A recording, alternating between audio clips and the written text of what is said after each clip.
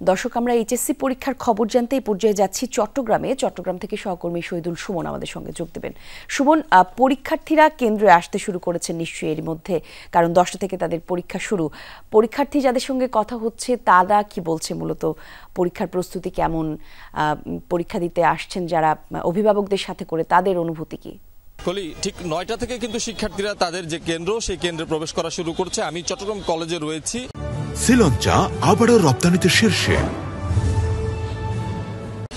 আপনাকে যদি দেখানোর চেষ্টা করি, মূল ফটকে কিন্তু পুলিশ সদস্য ছাড়াও কিন্তু কলেজের যারা কর্মকর্তা কর্মচারী এবং শিক্ষকরা রয়েছেন তারা কিন্তু মূল ফটকে দাঁড়িয়ে শিক্ষার্থীরা যারা প্রবেশ করছেন কেন্দ্রে তাদেরকে কিন্তু চেকিং এর মাধ্যমেই কেন্দ্রে প্রবেশ করছেন। বিশেষ করে কোনো তাদের যে প্রবেশপত্র সেটি ঠিক আছে কিনা, তাদের সেই প্রবেশপত্রের সাথে তাদের চেহারার মিল রয়েছে কিনা সেটি যেমন তারা খতিয়ে দেখছেন, সেই সাথে ডিজিটাল কোনো ডিভাইস তারা পরীক্ষা কেন্দ্রে আনছেন কিনা সেই বিষয়টিও কিন্তু তারা দেখছেন। কারো কাছে ঘড়ি কিংবা নানা ধরনের ডিজিটাল ডিভাইস যেগুলো পাচ্ছে সেগুলো কিন্তু কেন্দ্রের বাইরেই আসলে পাঠিয়ে দেওয়া হচ্ছে অভিভাবকদের কাছে। সব মিলিয়ে কিন্তু আমরা দেখছি যে নির্দেশনা ছিল শিক্ষার্থীদেরকে ঢোকার ব্যাপারে মাস্ক পরিধান করার, সেটি কিন্তু আমরা বেশিরভাগ শিক্ষার্থীকেই আসলে দেখেছিলাম মাস্ক পরিধান করেই তারা কেন্দ্রে প্রবেশ করছেন। কিছু কিছু শিক্ষার্থীর আসলে আমরা মাস্ক দেখিনি, সেখানে আসলে ব্যর্থই ঘটেছে। তবে হয়তো শিক্ষা প্রতিষ্ঠান থেকে তাদেরকে মাস্ক দেওয়া হবে, যদিও বা এখনো পর্যন্ত সেটি আসলে আমাদেরকে কেউ নিশ্চিত করেনি। তবে আমরা যদি চট্টগ্রাম শিক্ষা বোর্ডের কথা বলি, সেক্ষেত্রে কিন্তু 360টি শিক্ষা প্রতিষ্ঠানের প্রায় 1,02,869 জন পরীক্ষার্থী এবার এসএসসি পরীক্ষায় অংশগ্রহণ করছে।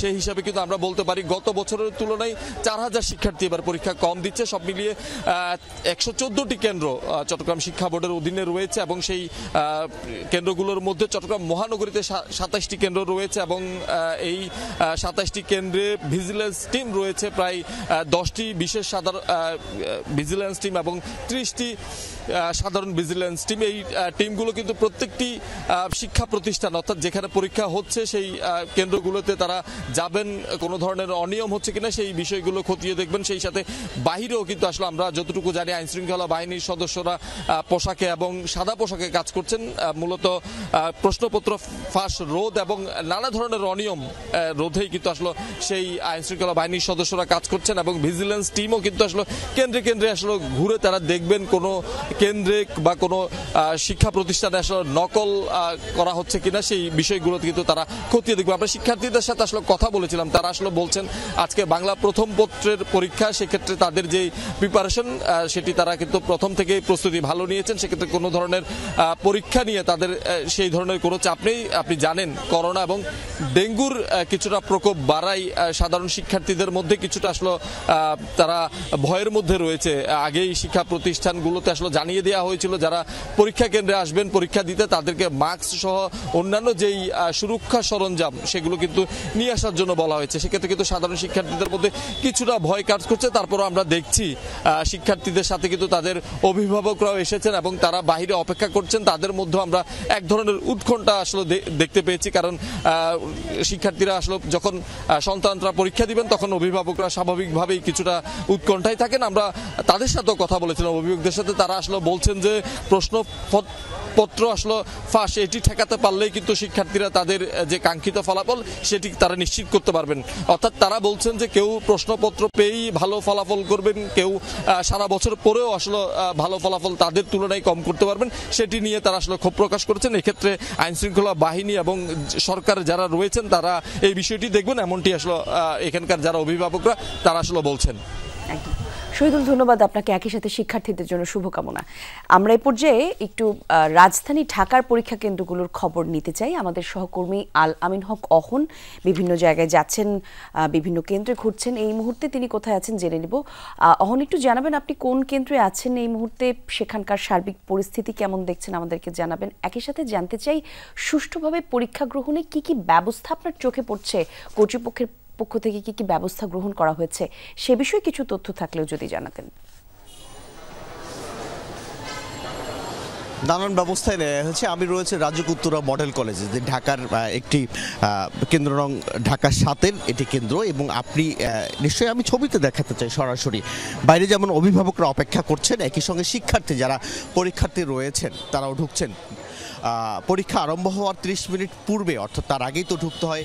আমরা দেখেছি 9টা বাজার পরে গেট খুলে দেওয়া হয়েছে, তারপরে পরীক্ষার্থীরা ঢুকছেন। এবার কিন্তু আমরা দেখেছি বেশ গত বছরের তুলনায় প্রায় 80,000 পরীক্ষার্থীর সংখ্যা এবার কিন্তু কম রয়েছে। তারপরে সেই সংখ্যাটি 12.5 লাখের মতো সব মিলিয়ে, এবং এই সব শিক্ষার্থীর জন্য ঢাকার যেসব কেন্দ্র রয়েছে সেই সব কেন্দ্রের বাইরে নিরাপত্তা ব্যবস্থার কথা বলা হয়েছে। ডিএমপির পক্ষ থেকেও বলা হয়েছিল এর আগেও যে 200 মিটারের মধ্যে কোনোভাবেই অভিভাবকরা অপেক্ষা করতে পারবেন না কিংবা কেউ থাকতে পারবেন না, সেটি বলবৎ রয়েছে। যদিও পরীক্ষা শুরু হওয়ার পরেই সেটি পুরোপুরি বলবৎ হবে বলে আমরা আশা করছি। হ্যান্ড স্যানিটাইজার দিয়ে কিন্তু শিক্ষার্থীদেরকে, পরীক্ষার্থী যারা রয়েছেন তাদেরকে ভিতরে ঢুকতে বলা হচ্ছে। অর্থাৎ আপনি জানেন করোনা মহামারীর একটি প্রকোপ শুরু হয়েছে।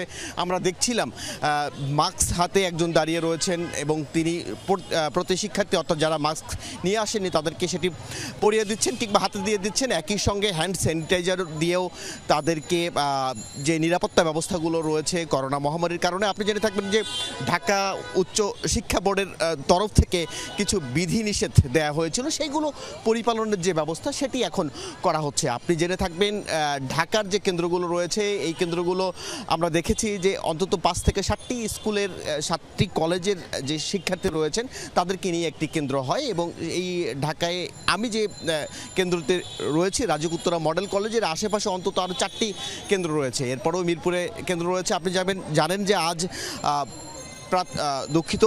আজ শিক্ষা অধিদপ্তর এবং একই সঙ্গে শিক্ষা মন্ত্রণালয়ের উপদেষ্টা সিআর আবরার তিনিও 2টি কেন্দ্র পরিদর্শন করবেন এবং সেই সব কেন্দ্রে সব কিছু ঠিকঠাক আছে কিনা সেটি তিনি দেখবেন। এবং আপনি জেনে থাকবেন এর মধ্য দিয়ে একটি বার্তা এর আগেও দিয়েছেন তিনি, যে শিক্ষার্থী যেন ঝরে পড়ার হার কমানো যায় সেই বিষয়ে ব্যবস্থা নেওয়া এবং পরীক্ষা নকলমুক্ত রাখা।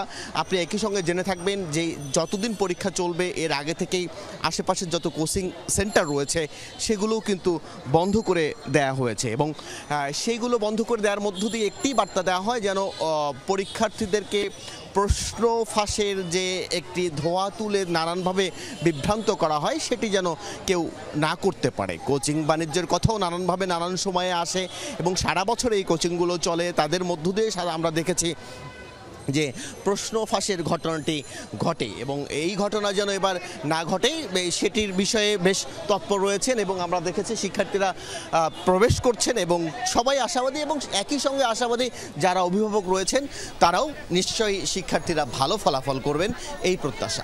একদমই আমাদের প্রত্যাশাও সেরকম। ধন্যবাদ আপনাকে। এখন